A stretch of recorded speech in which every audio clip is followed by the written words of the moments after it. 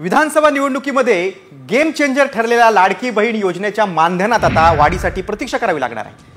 कारण एक्सप्रेस ग्रुपला दिलेल्या मुलाखतीत भाजपचे नेते सुधीर मुनगंटीवार यांनी याबाबतचे एक मोठं वक्तव्य केलं की लाडकी बहिणीच्या मानधनात पुढील भाऊबीजेला वाढ होईल असे संकेत मुनगंटीवार यांनी दिलेत।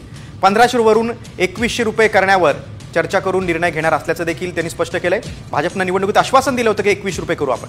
तसंच योजना रक्षाबंधनाला सुरू झाली आहे तर पुढील भाऊबीजेला वाढ करू असं मुनगंटीवार यांनी म्हटलेलं आहे। बघा एक्सप्रेस ग्रुपला दिलेल्या मुलाखतीत मुनगंटीवार नेमकं काय म्हणालेत आपण पाहूया।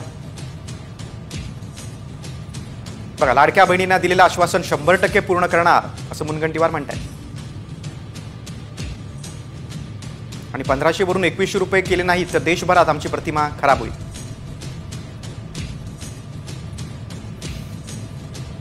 कोणत्या महिन्यापासून वाढीव रक्कम देणार यावर चर्चा करून निर्णय घेणार असं देखील मुनगंटीवार यांनी स्पष्ट केलं। गेल्या वर्षी रक्षाबंधनाला योजना सुरू झाली, पुढील भाऊबीजेला 2100 रुपये देणार। आश्वासन पूर्तीसाठी मुख्यमंत्र्यांना पत्र लिहिणार।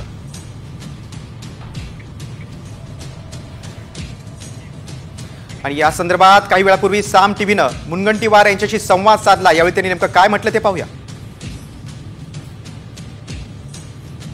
काही चूक आहे, हे जे तुम्ही सांगितलं हे चूक आहे। असं आहे की जेव्हा प्रश्न विचारायला गेला की पैसे कधी वाढतील, तर पुढच्या वर्षी बजेटमध्ये वाढेल की रक्षाबंधनाच्या दिवशी वाढेल हे कॅबिनेटने ठरवायचं असतं।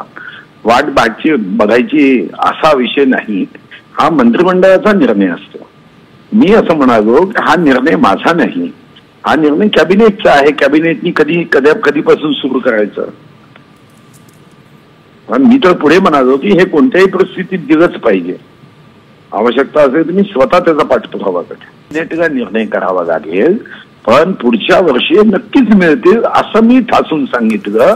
आणि पुढे असं म्हणालो की त्याच्यासाठी पाठपुरावा करण्याची आवश्यकता असेल तर मी स्वतः पाठपुरावा करेन लाडक्या बहिणींच्या वतीने।